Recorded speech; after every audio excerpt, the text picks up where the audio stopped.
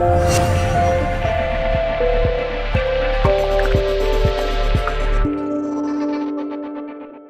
a tener un impacto en su planificación de su vida futura. Están más en riesgo de poder tener una relación parecida, o, en otro caso, pues, si no escogen ese tipo de relación, eso igualmente ha afectado a sus emociones.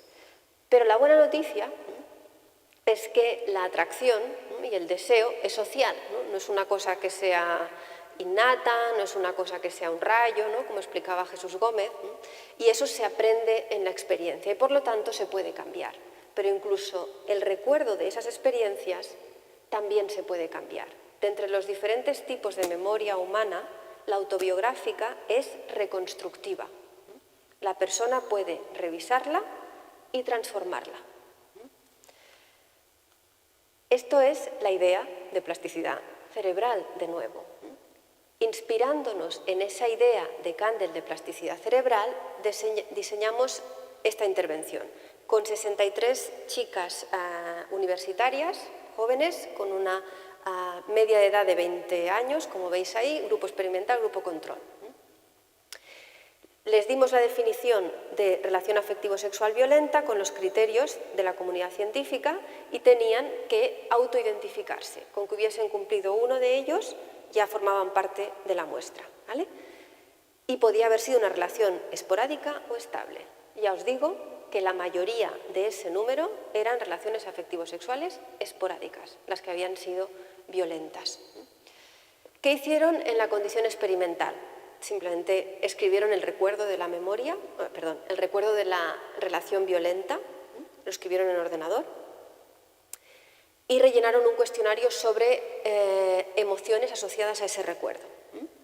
Nos lo dieron y les dimos 3 capítulos de este libro que veis ahí, El amor en la sociedad del riesgo, en inglés Radical Love, que presenta la evidencia científica sobre la naturaleza social del amor y de la atracción y que lo que hace es hablar de ese discurso coercitivo y vacía de atractivo la violencia, ¿vale? Leen esos capítulos durante 10 días y les enviamos por email de nuevo el cuestionario y tenían que volver a escribir el mismo recuerdo. En la condición de control, las mismas medidas, pero no hubo intervención, es decir, no leyeron el libro. De forma que podíamos comparar, ahora sí, con mucho rigor, los efectos producidos por la lectura, en este sentido. Resultado 1. Aumentaron las memorias críticas. Esto lo que quiere decir es que aumentaron los recuerdos de episodios en los que había desprecio, humillación, mentiras, engaño, tensión, diferentes tipos de violencia y que en la primera versión del recuerdo escrito no habían aparecido. Lo veis ahí, en el grupo experimental la barra azul es antes de la lectura, la barra verde es después de la lectura. Prácticamente se triplicaron el aumento de memorias críticas, siendo esto un resultado muy significativo. Aquí hay un ejemplo de la parte cualitativa. Esto simplemente es un trocito escogido de uno de los relatos escritos. Una chica dice, está explicando una relación esporádica en una noche que van a la discoteca con sus amigas y dice que, bueno, que lo veis ahí, ¿no? Que esa noche la idea era enrollarse con el máximo número de chicos y que, bueno, ella se va con un chico a la playa y aquí explica, nos sentíamos muy bien y decidimos ir a la playa para estar más relajados. Y lo que veis ahí no lo hicimos, pero mantuvimos mucho sexo, etc. Después de la lectura, explica, primero, esa noche nuestro objetivo era, lo que me he adelantado y he dicho antes, ¿no? Tener sexo con el mayor número posible de tíos para sentirnos guays, supongo. Y ahora, cuando habla de que se van a la playa, los dos, no dice nos sentíamos muy bien y decidimos ir a la playa y qué bien. Dice, para ser sincera, me presionó para hacerlo. Y nuestro objetivo esa noche era tener sexo con todo lo que se movía, así que finalmente acepté. Bueno, lo que vino después, y aquí no cabía todo, es que esta chica vivió una situación de mucha violencia posterior a esto.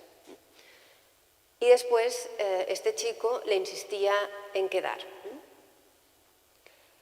Y sus amigas, ella explicaba en la primera versión del recuerdo, es que a pesar que decían que, bueno, que no se lo había montado bien, este chico lo que hace al día siguiente, perdón, es decir una mentira sobre lo que había pasado esa noche. Ella dice aquí que no lo hicieron. Él lanza una calumnia en las redes sociales diciendo todo mentira sobre lo que había pasado, un poco como el caso con el que empezaba esta sesión. A ella eso le sienta muy mal, le afecta mucho, y este chico le dice de volver a quedar. Ella está afectada, le pregunta a sus amigas, pero dice que la mayoría le dicen que bueno, que sí, que se lo ha montado mal, pero que bueno, que quede. Y después de la lectura, algo muy importante que sucedió es que ella dice, hubo una amiga mía que me dijo que no quedase con él, que era un cutre, que era un impresentable y tal. Y eso sucede después de la lectura. Luego vamos a ver por qué es muy importante recordar cosas como esa. El recuerdo de las cosas no es necesariamente el recuerdo de las cosas como sucedieron y cómo fueron. Muchas veces la literatura clásica es capaz de explicar la psicología humana mejor que la propia investigación científica, y un ejemplo claro de esto es el libro de Marcel Proust, En busca del tiempo perdido, donde dice esas palabras. Es importantísimo que esos recuerdos que permanecían como esa parte del iceberg debajo del agua en el inconsciente, con intervenciones como esa se elevan a la conciencia. Y eso es lo único que hace posible que sea posible, disculpar la reiteración, transformar ese recuerdo. Todo lo que no es consciente no puede ser reconstruido. Entonces esa elevación a la reflexión y ese mayor número de detalles conscientes hace posible la reconstrucción también de las emociones. Vimos que después de la lectura hubo un cambio en las emociones que el recuerdo de la experiencia incita en la persona. Las chicas después de la lectura se sentían menos felices con ese recuerdo de esa relación, más preocupadas, más sorprendidas y más enfadadas o disgustadas con esa experiencia. Esto es fundamental. Por ejemplo, en el grupo control que no hizo la lectura, incluso se vieron efectos contrarios.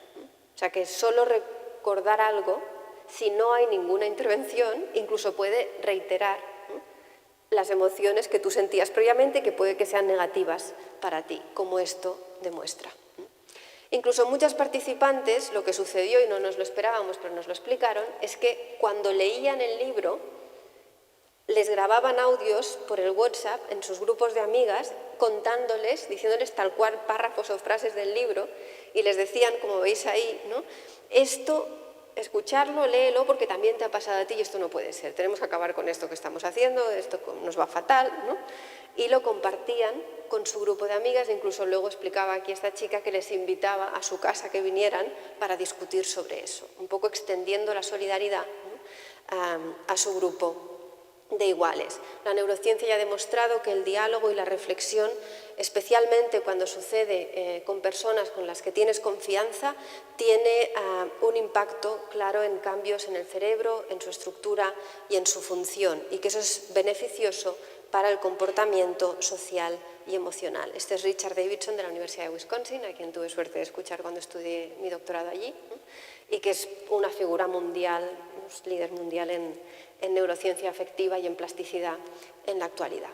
Lidia Puigvert, desde la Universidad de Cambridge, investigadora también de CREA, ha estudiado cómo en grupos, en tertulias feministas dialógicas, en las que las chicas hablan desde un diálogo igualitario sobre esas experiencias, pueden llegar a cambiar el deseo hacia estos perfiles de masculinidad. Algunas de las participantes, después de la intervención, tomaron decisiones y experimentaron cambios como estos. Ahora sé que nunca tendría una relación con él o con hombres como él. He decidido dejarle de hablar por algún tiempo. Mabel primero le dejó de hablar, luego dejó la relación. Ahora sé que no puedo dejar que me trate así. Isa.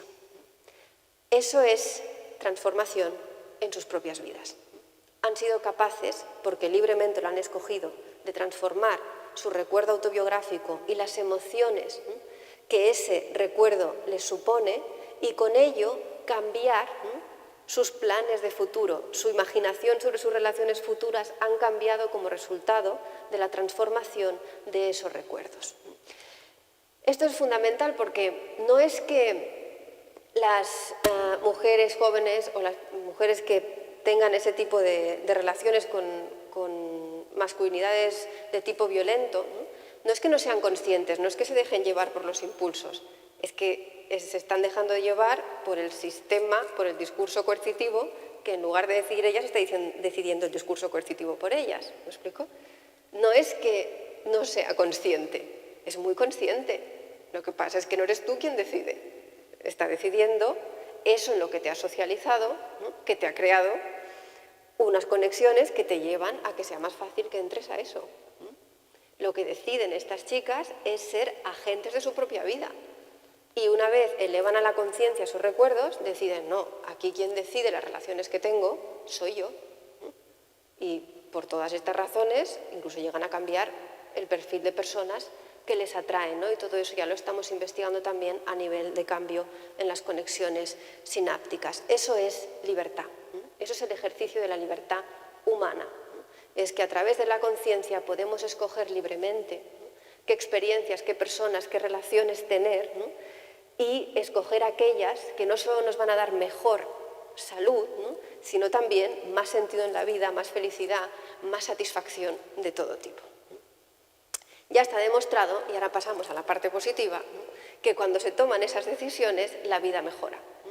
Las personas que tienen relaciones no solo afectivo-sexuales, sino relaciones cercanas, que incluyen lo afectivo-sexual, pero también la amistad y otras, ¿no? En la comunidad, que son de calidad, que son positivas, tienen una percepción de que su vida es mejor, tienen una mayor satisfacción con su vida, y esto es fundamental, porque según cómo tú percibes tu vida, sientes si la vida merece la pena o no. Erik Erikson habló mucho de esto en la teoría psicosocial del desarrollo, ¿no? Hay un momento en la vida, cuando te acercas al final de la vida, que miras hacia atrás y dices, bueno, ¿qué vida he vivido, no?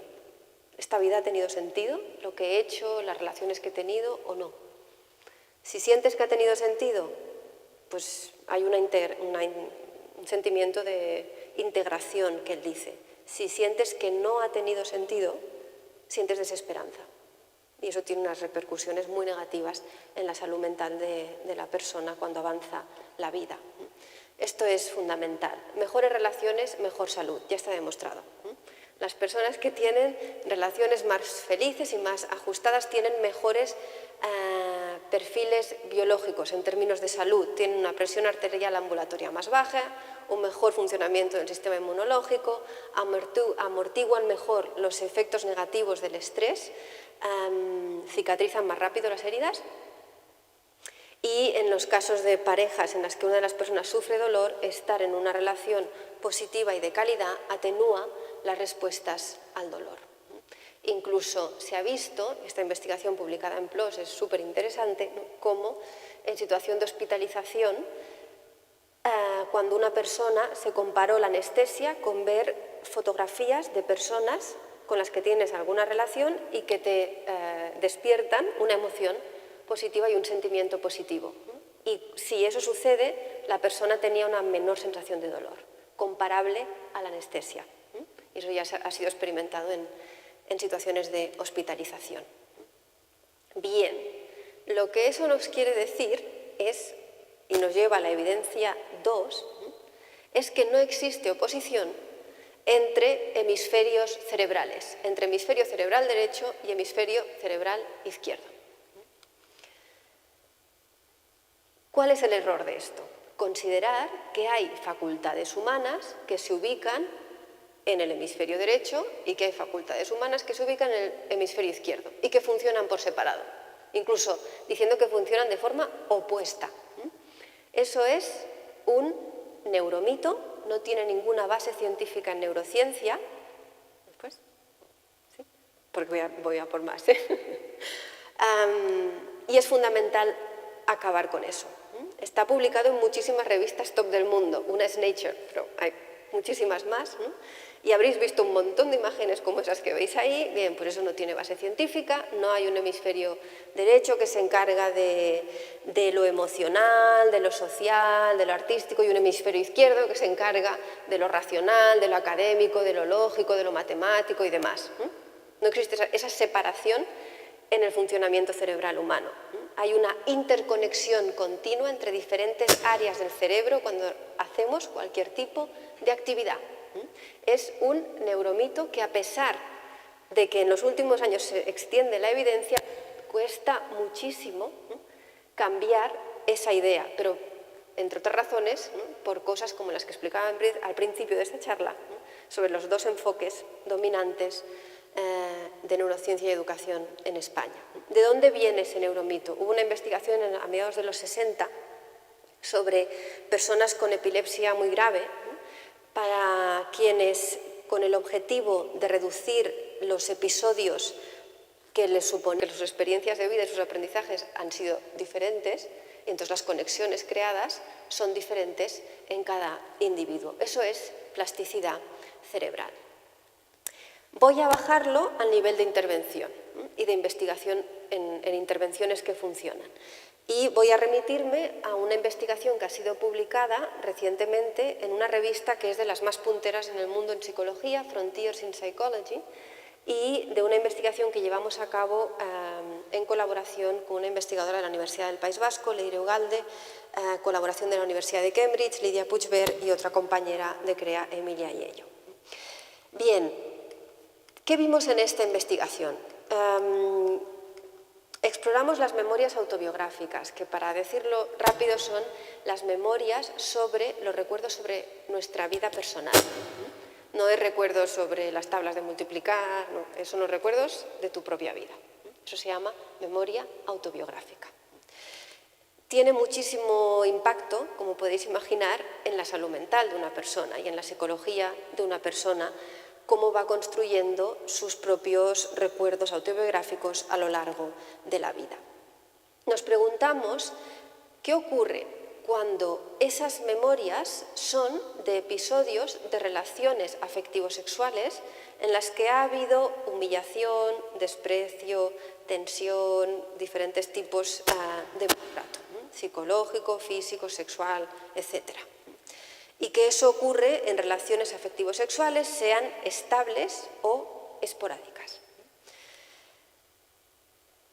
Nos preguntábamos, ¿esos recuerdos de esas relaciones violentas incluyen atracción de algún modo? ¿Algún tipo de atracción? ¿Por qué nos preguntamos esto? Nos lo preguntamos porque existe mucha investigación que también se ha venido desarrollando desde el CREA y que continuamos desarrollando, y esto es parte de esa línea de investigación.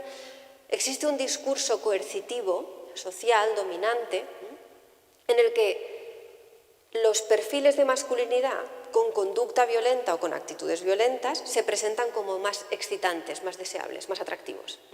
Tenéis miles de ejemplos sobre esto. Series de televisión, películas de cine, literatura, cantantes, como veis aquí, bueno, está en muchos lugares, esa idea. Y eso es un discurso presente en muchos agentes de socialización en el que la población se socializa más o menos directamente y en el que las y los adolescentes están participando de una forma muy intensa en su propio día a día. Eso tiene un impacto porque en definitiva es una socialización y la persona puede llegar a crear un cierto deseo hacia esos modelos de masculinidad, no porque sean libremente escogidos, sino producto de ese discurso dominante, coercitivo. ¿Qué ocurre? Pues que como consecuencia de esa socialización, al final establece unas conexiones entre un estímulo que es de ese perfil de masculinidad violenta y una respuesta que es de atracción hacia eso. Tan fácil como eso, igual que ocurriría con cualquier otro aprendizaje, ocurre con este tema. Cuanto más se estimula esa conexión, más se refuerza, pero incluso con una sola experiencia afectivo-sexual violenta en una relación esporádica o estable, que ha sido muy fuerte para la persona, esa conexión puede estar profundamente establecida. En estos casos a veces no depende de la repetición de esa experiencia, sino que una sola, con mucho impacto emocional, puede ser suficiente para que esa conexión sea muy sólida. Cuando la persona recuerda esa experiencia, cualquier tipo de recuerdo autobiográfico, lo que hacemos es volver sobre la conexión. Entonces, cualquier recuerdo es la reactivación de esas conexiones sinápticas. Claro, de ahí la importancia de que si en ese recuerdo afectivo sexual violento existe atracción de algún modo, es preocupante, porque recordar esa experiencia va a suponer la reactivación de esas conexiones sinápticas. Y eso es importante porque la memoria, aunque muchas veces se hable de memoria como un almacén del pasado, en los humanos esa no es la principal función, es el futuro. Recordamos las cosas que nos han pasado para tomar decisiones presentes y para planificar el futuro.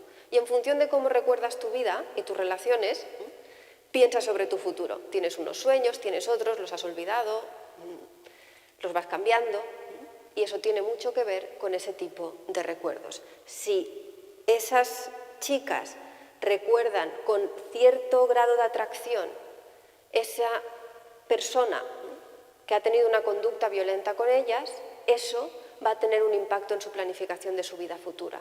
Están más en riesgo de poder tener una relación parecida, o, en otro caso, pues, si no escogen ese tipo de relación, eso igualmente ha afectado a sus emociones.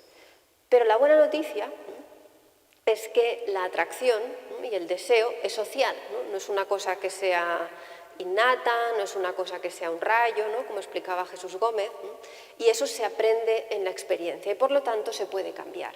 Pero incluso el recuerdo de esas experiencias también se puede cambiar.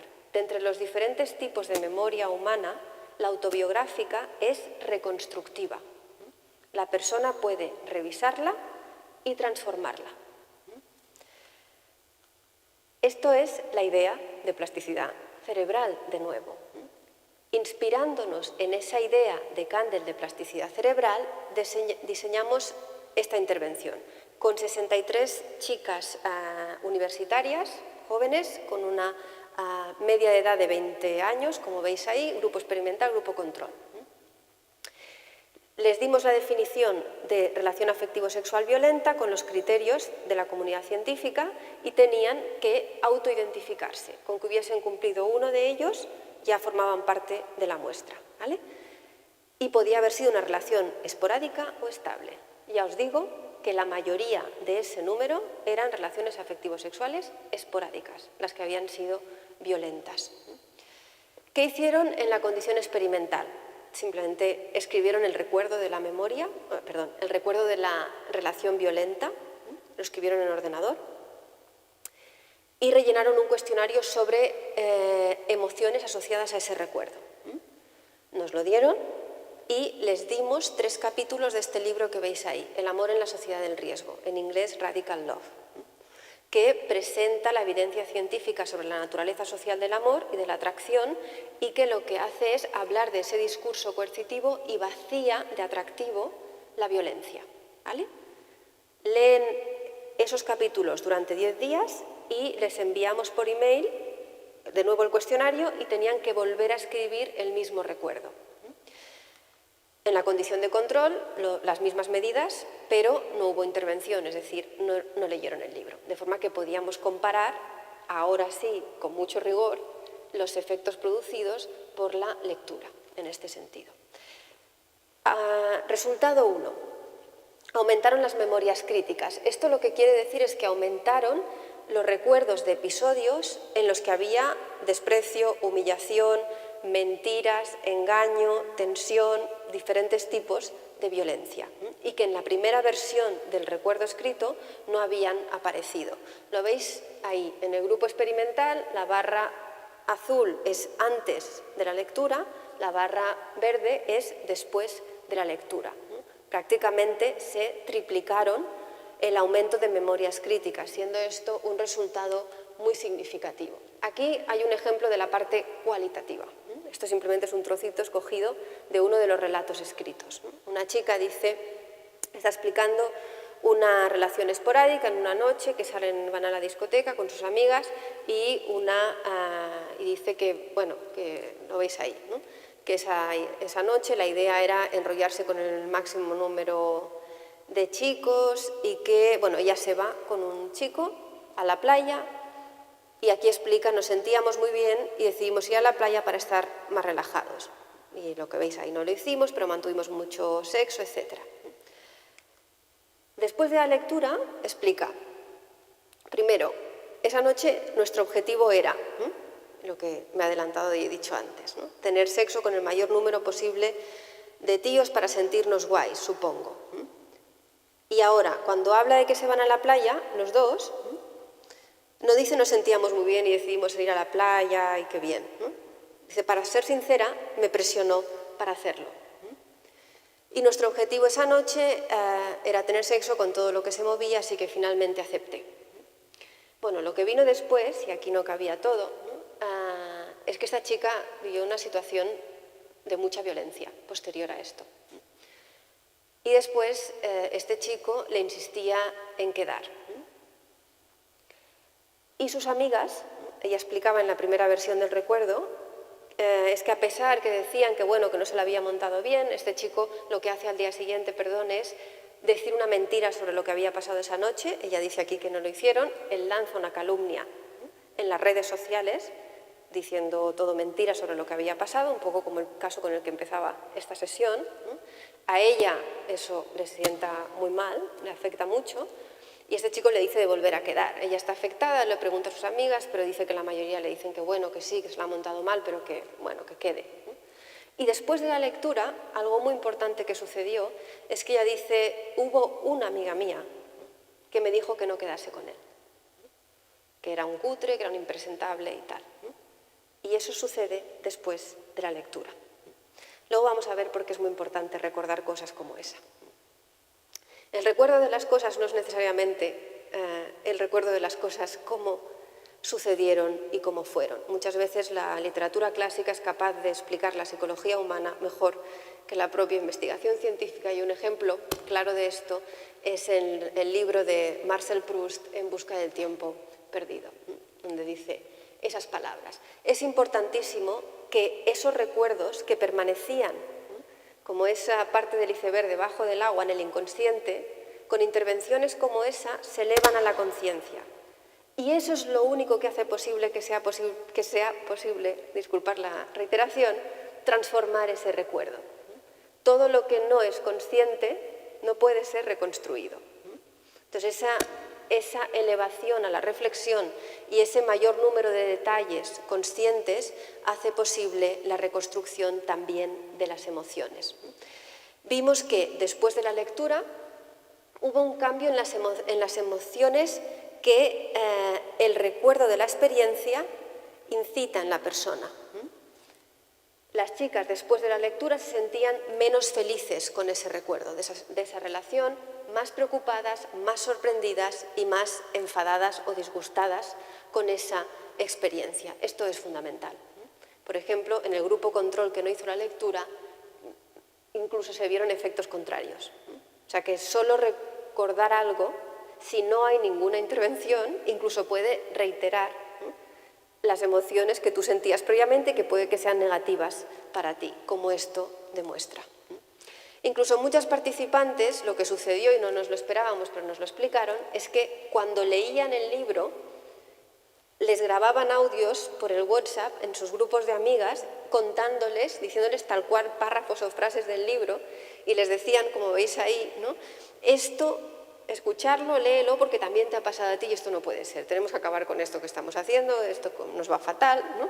Y lo compartían con su grupo de amigas, e incluso luego explicaba aquí esta chica que les invitaba a su casa que vinieran para discutir sobre eso, un poco extendiendo la solidaridad, ¿no? a su grupo de iguales. La neurociencia ya ha demostrado que el diálogo y la reflexión, especialmente cuando sucede con personas con las que tienes confianza, tiene un impacto claro en cambios en el cerebro, en su estructura y en su función, y que eso es beneficioso para el comportamiento social y emocional. Este es Richard Davidson de la Universidad de Wisconsin, a quien tuve suerte de escuchar cuando estudié mi doctorado allí, y que es una figura mundial, un líder mundial en neurociencia afectiva y en plasticidad en la actualidad. Lidia Puigvert, desde la Universidad de Cambridge, investigadora también de CREA, ha estudiado cómo en grupos, en tertulias feministas dialógicas, en las que las chicas hablan desde un diálogo igualitario sobre esas experiencias, pueden llegar a cambiar el deseo hacia estos perfiles de masculinidad.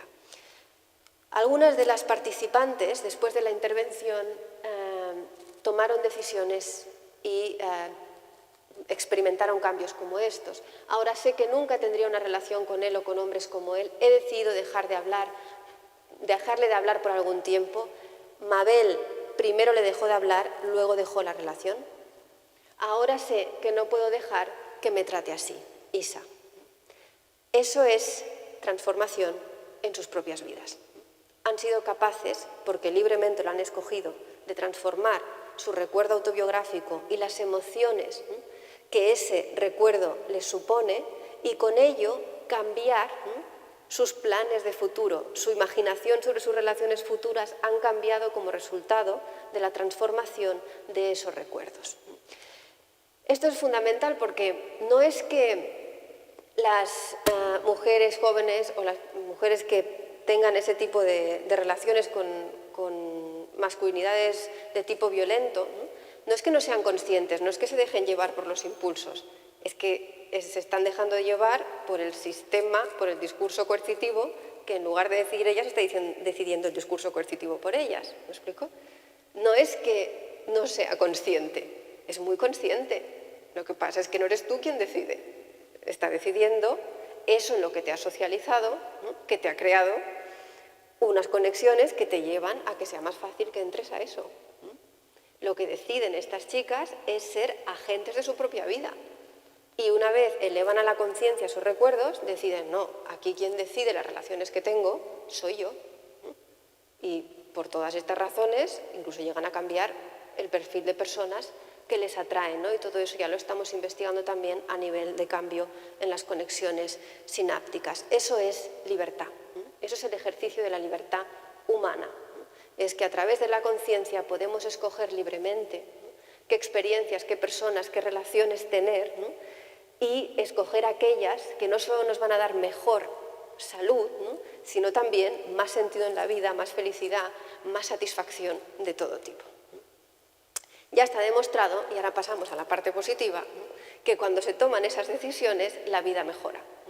Las personas que tienen relaciones no solo afectivo-sexuales, sino relaciones cercanas, que incluyen lo afectivo-sexual, pero también la amistad y otras, ¿no? En la comunidad, que son de calidad, que son positivas, tienen una percepción de que su vida es mejor, tienen una mayor satisfacción con su vida, y esto es fundamental, porque según cómo tú percibes tu vida, sientes si la vida merece la pena o no. Erik Erikson habló mucho de esto en la teoría psicosocial del desarrollo, ¿no? Hay un momento en la vida, cuando te acercas al final de la vida, que miras hacia atrás y dices, bueno, ¿qué vida he vivido, no?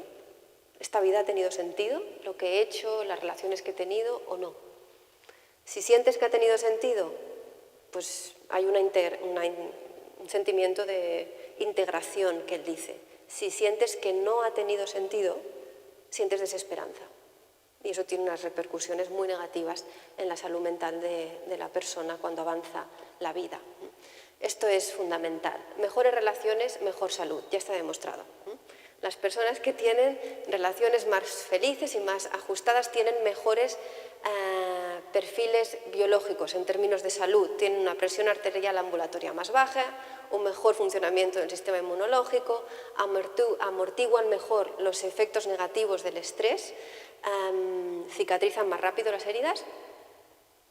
Y en los casos de parejas en las que una de las personas sufre dolor, estar en una relación positiva y de calidad atenúa las respuestas al dolor.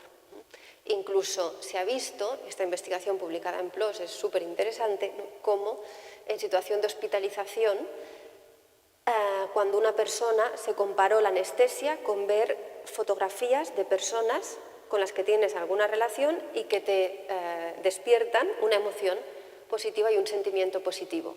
Y si eso sucede, la persona tenía una menor sensación de dolor, comparable a la anestesia. Y eso ya ha sido experimentado en situaciones de hospitalización. Bien, lo que eso nos quiere decir es, y nos lleva a la evidencia 2, es que no existe oposición entre hemisferios cerebrales, entre hemisferio cerebral derecho y hemisferio cerebral izquierdo. ¿Cuál es el error de esto?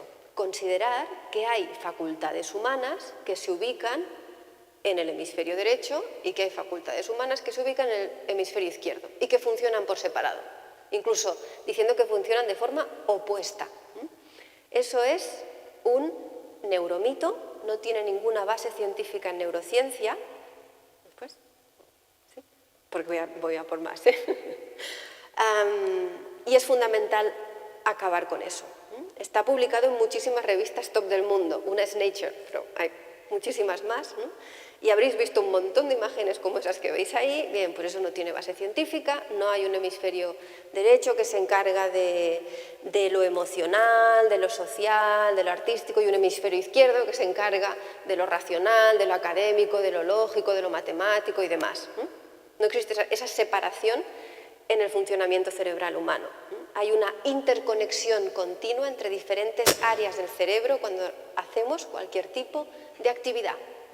Es un neuromito que, a pesar de que en los últimos años se extiende la evidencia, cuesta muchísimo cambiar esa idea, pero entre otras razones, por cosas como las que explicaba al principio de esta charla, sobre los dos enfoques dominantes de neurociencia y educación en España. ¿De dónde viene ese neuromito? Hubo una investigación a mediados de los 60 sobre personas con epilepsia muy grave, para quienes, con el objetivo de reducir los episodios que les suponían una alteración mayor en su vida cotidiana, se rompieron algunas de las conexiones entre los dos hemisferios.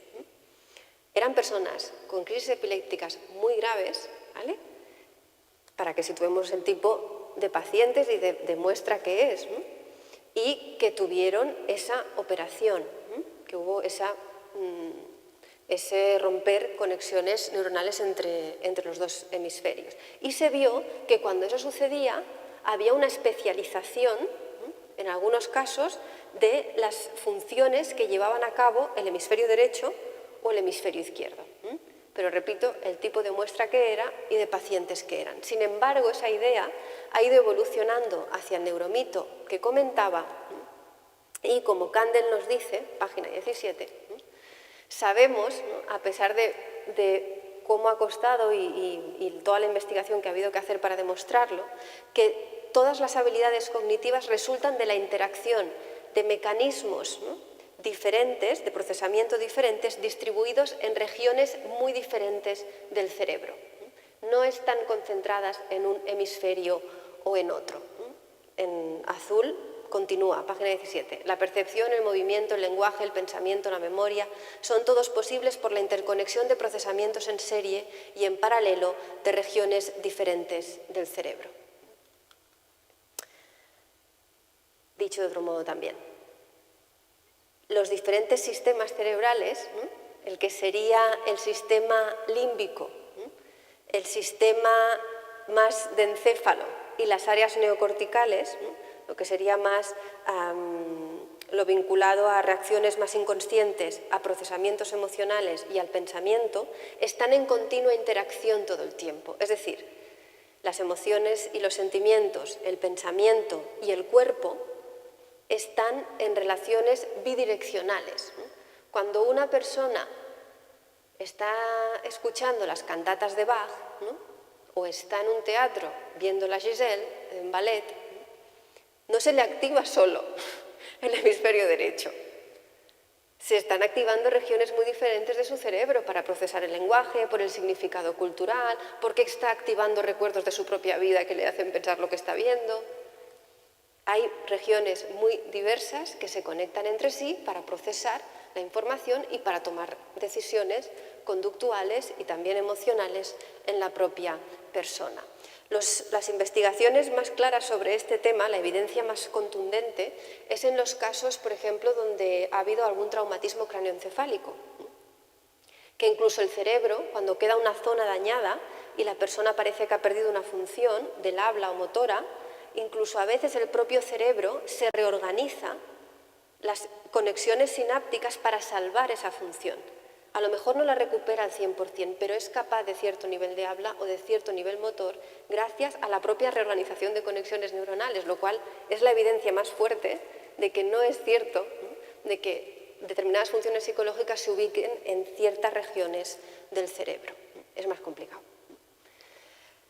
En este estudio sirvió en esta dirección para acabar con la idea de que hay estudiantes de hemisferio derecho y estudiantes de hemisferio izquierdo. ¿Qué tanto daño hace? Evidentemente porque a quien le ubicas la etiqueta de hemisferio izquierdo, que es lo intelectual, pues seamos realistas. Se les da un currículum que tiene más nivel. Porque si es de hemisferio izquierdo, que es lo académico, pues hay que aprovecharlo. Para los del hemisferio derecho, que es lo social, lo artístico y tal, bueno, pues un currículum se les puede dar de más bajo nivel. Hay muchos errores en todo ese tema, pero esas etiquetas están haciendo muchísimo daño. Este estudio demostró con resonancia magnética funcional cómo no existen diferencias algunas. En personas a quienes se les había dicho que eran más de un hemisferio del otro, no hay diferencias.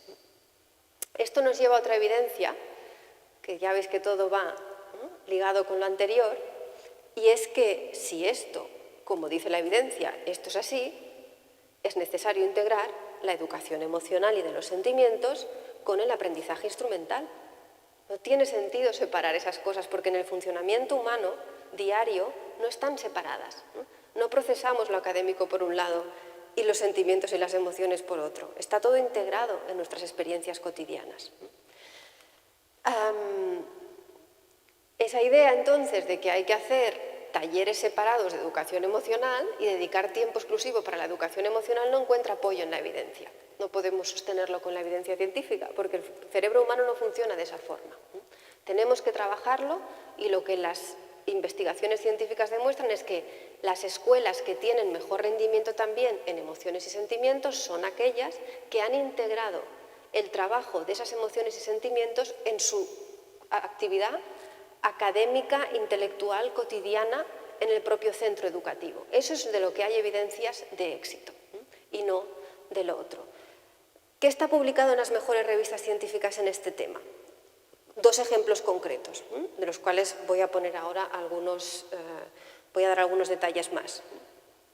Investigamos en un proyecto de la Comisión Europea del Sexto Programa Marco, que ha sido el único proyecto de Ciencias Sociales y Humanidades seleccionado entre los 10 mejores del programa de investigación científica de la Unión Europea, para que veáis el nivel del que estoy hablando, que es la investigación más top, de la más top que hay en el mundo. En ese proyecto de 5 años de duración en el que participaron diferentes países de Europa, encontramos 2 actuaciones de éxito, actuaciones educativas de éxito, donde se trabaja lo académico y lo emocional y lo social al mismo tiempo. Grupos interactivos y tertulias literarias dialógicas. En ellas, los niños y las niñas no solo aprenden más mates y más lengua, que es lo que hacen cuando trabajan en esas actividades, sino que también hacen amigos y amigas y aprenden valores y emociones y sentimientos nuevos. Voy a poner el ejemplo de las tertulias literarias dialógicas, donde los niños y las niñas leen los clásicos de la literatura universal, desde infantil hasta secundaria, adultos y demás. Y se está haciendo en muchísimas escuelas alrededor del mundo. Desde favelas de Brasil hasta la zona donde está la Universidad de Cambridge. Están leyendo los mismos libros de literatura clásica en este tipo de tertulias. Mientras leen Romeo y Julieta de Shakespeare, como explica esta niña aquí, Fátima, de 9 años, de una escuela de un barrio con muchísima inmigración en la periferia de Barcelona, dice, a mí me gusta este párrafo, que es el que veis ahí arriba, de Romeo y Julieta, es de los que más nos impactó a mi clase. A mí me gusta, y eso es muy importante el lenguaje, cómo Romeo trata a Julieta. Cuando hablan de Romeo y Julieta y comparten los párrafos en la tertulia literaria dialógica en su clase, los chicos y las chicas, niños y niñas, seleccionan párrafos, los comentan entre todos y dicen qué interpretan de eso y lo relacionan con sus vidas. Uno, leen Shakespeare, con todo lo que eso significa, a nivel de competencia lingüística, aprendizaje de vocabulario, gramática, sintaxis, etc., es mejor, es muchísimo mejor que cualquier otra literatura, eso es así, y hay un consenso universal de que eso es así. Y además tiene unos beneficios emocionales muy importantes como los que estamos viendo aquí. Y es que los niños y las niñas dicen, ¿cuándo oigo yo que la gente de mi alrededor se esté tratando así? Si se hablan así o cómo se hablan Aquí la gente habla de rollos, habla de desprecio, habla de lo que he expuesto antes, ¿no? ¿Es eso lo mismo que lo que pasa en el libro? No, no es lo mismo. Este tipo de relaciones, como las que presenta ese libro, salvan de ese tipo de situaciones. Y eso es de lo que se habla también en las tertulias literarias a través de lo que ellos interpretan de sus propias vidas. El beneficio es emocional y es en los sentimientos y es también cognitivo. Hay mucha investigación en neurociencia que ya ha demostrado cómo la lectura de Shakespeare sacude el cerebro, en términos de sacudida neuronal, como decía Ramón y Cajal. Entonces, no es lo mismo. Otra literatura no produce esos efectos. No es que sea Shakespeare, no es porque firme Shakespeare, y esto lo explica muy bien, es por cómo está escrito.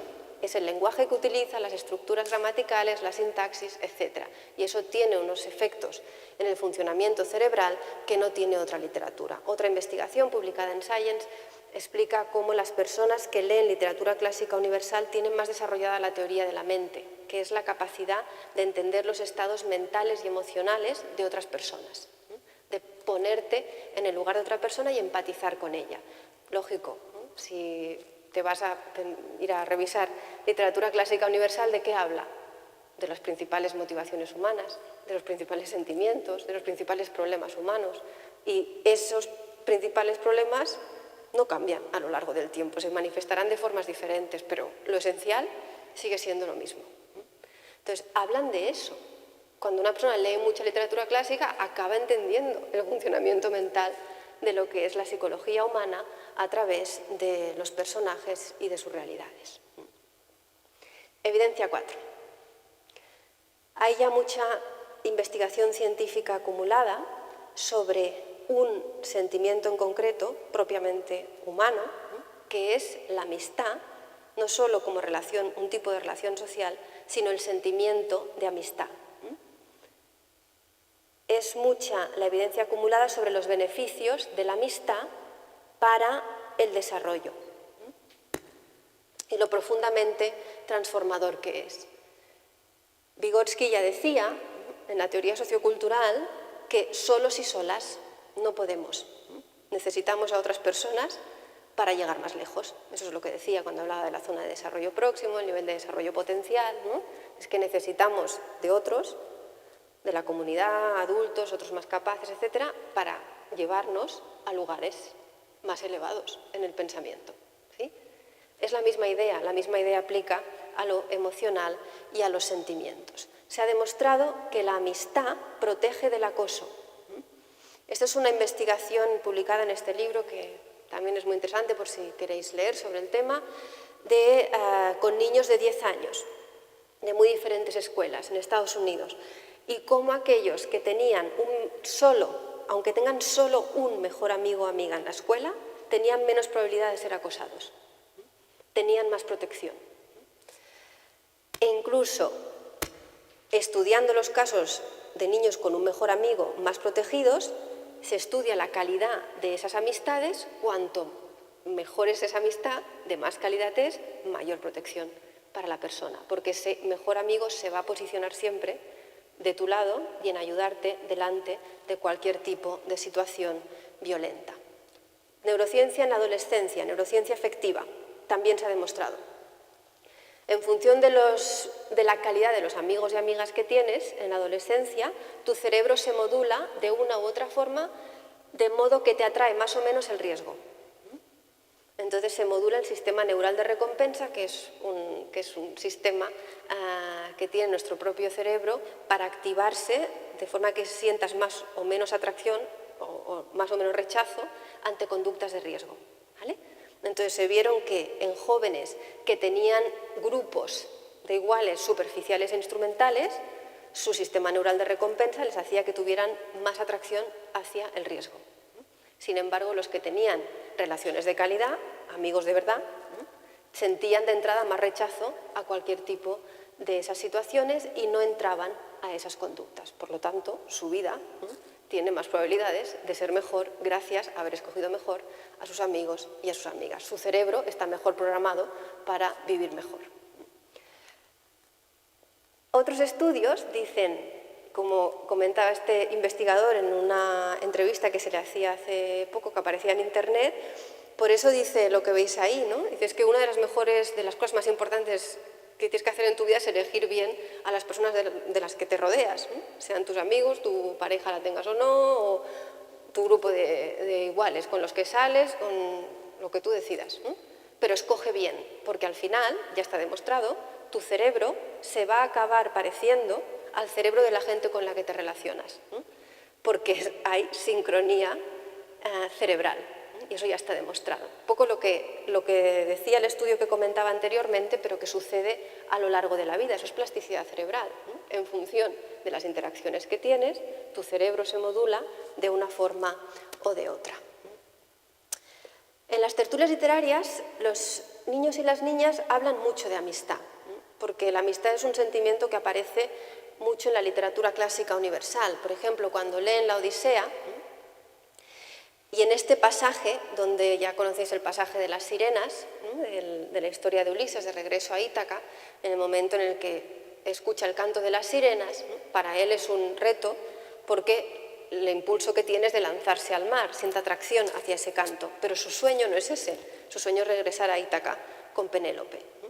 Entonces, lo que explica ese pasaje es cómo sus compañeros del barco delante de esa situación, lo que hacen es, y explica ahí, remar más fuerte y atarle más fuerte al mástil, porque su sueño es regresar con Penélope. Lo que dice Carla, de 8 años, leyendo la Odisea, me gusta mucho que los compañeros de Ulises le ayuden a salvarse del canto de las sirenas. Todos necesitamos amigos que nos ayuden a solucionar nuestros problemas. O también hablan de la amistad cuando leen el Quijote, hablando de la relación entre Quijote y Sancho, ¿no? Dice, Don Quijote tiene un escudo para protegerse. Para nosotros, nuestro escudo son nuestros amigos, porque empiezan a crear esas relaciones de amistad y sienten que eso les protege de la adversidad, de los problemas y de la violencia. Todo esto ha sido publicado, como os digo, investigado en el programa Marco de Investigación de la Unión Europea. En otros casos, los chicos y las chicas participan del Club de los Valientes, ¿no?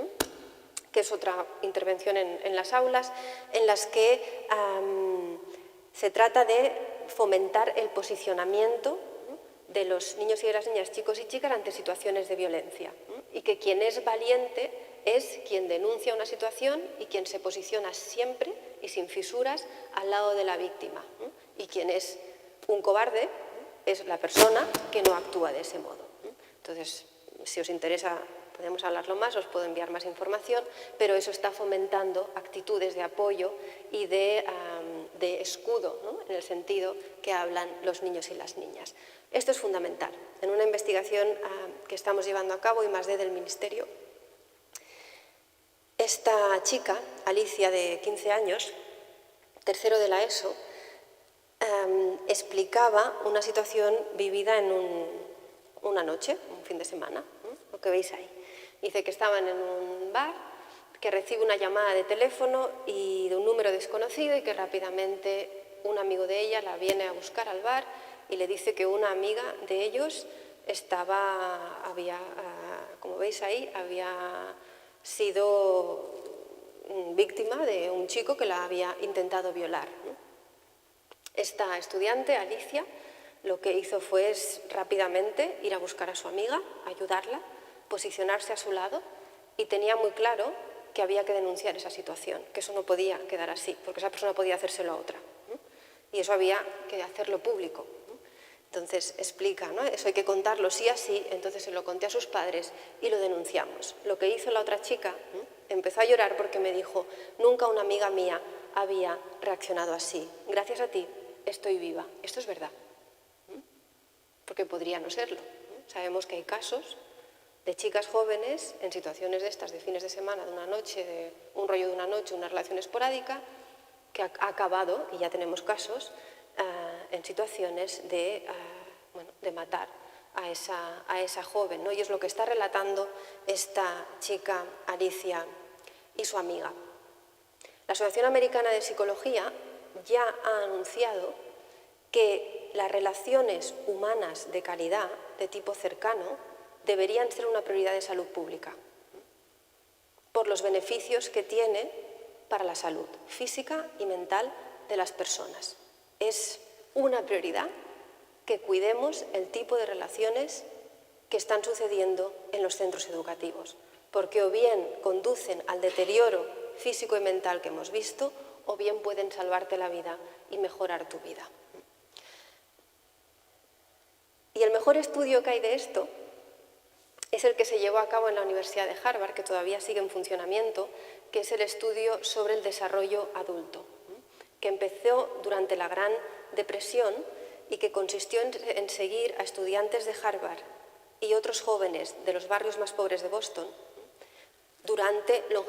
longitudinalmente, más de 80 años de estudio de los propios participantes, y en la actualidad se está siguiendo a sus hijos, ¿vale? Entonces, era longitudinal recogiendo informes médicos, escáneres cerebrales, rendimiento profesional, nivel socioeconómico,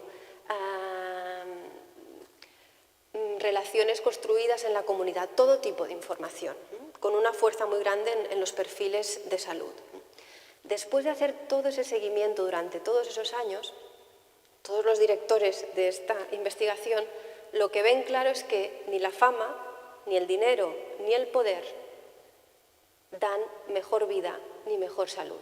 Que la variable fundamental en todos esos casos, independientemente de dónde eran esos participantes, eran el tipo de relaciones humanas que habían construido y que habían tenido a lo largo de su vida. Eso explicaba mejor vidas más largas, más felices y más saludables que coeficiente intelectual, que el nivel socioeconómico o incluso los genes. Debemos invertir en crear oportunidades en base a la evidencia de que los niños y las niñas conozcan lo que es la amistad y creen un tipo de relaciones, si ellos lo escogen libremente, que les pueda ayudar a lo largo de su vida. Eso, en otras palabras, es un poco lo que decía Santiago Ramón y Cajal en términos de plasticidad cerebral, y es que toda persona puede ser, si así lo escoge libremente, arquitecta de su propio cerebro. Si escoges experiencias y relaciones, ¿no?, que puedan mejorar tu vida. Yo creo que ese es uno de los grandes retos que tenemos y que ya tenemos la evidencia delante para hacerlo real para muchos chicos y muchas chicas. Y con eso